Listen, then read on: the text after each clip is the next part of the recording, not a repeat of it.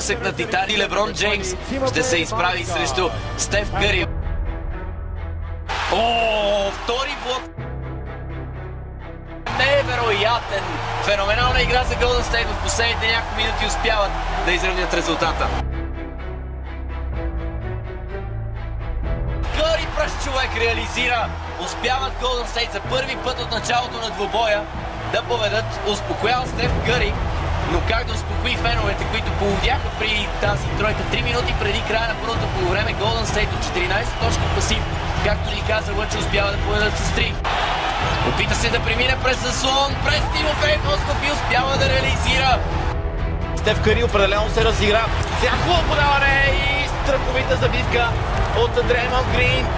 Залата се запали, може би запалват нападение, но стрелба от тройката, която е успешна. Джер Смит излезе от заслон и вкарва Кайри Ирвинг. Това изглеждаше невъзможно. Клей Томпсън от тройката реализира само една точка. Е предимството на Кливън. Кайсън Бан с топката към Шон Ливингстън. Каква забивка! Андрей Iguodala забива. Секунда и половина преди края на периода. Равенство. Стрелба на Iguodala, който е точно от крилото. Голден Стейт не излезе нито веднъж напред в третата четвърта, но сега има власт от точка. И успява да подаде към Шон Ливингстън. Невероятна асистенция, която завършва с страхотна забивка, която дава предимство на Голден Стейт от 3 точки. Леброн Джеймс сега отклонява към Кайри Ирвинг. Ще върне ли тройката? Да! Леброн и Тимофей се опитаха да мозат. Не успя да стигне защитника на Голден Стейт до това да спре Мозгов. Невероятен! Невероятен! На Стеф Къри. Вдига се той без да се притеснява и реализира. Стеф Къри сам.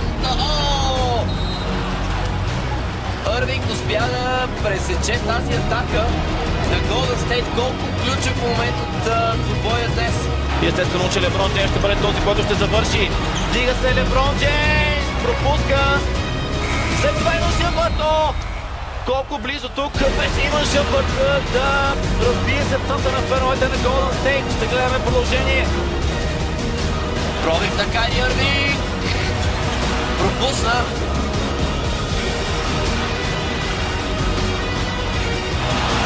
Загуби равновесие. Джеймс до тройката. Не успява. Харисън Барнс. Това може да бъде ключово. Тройка.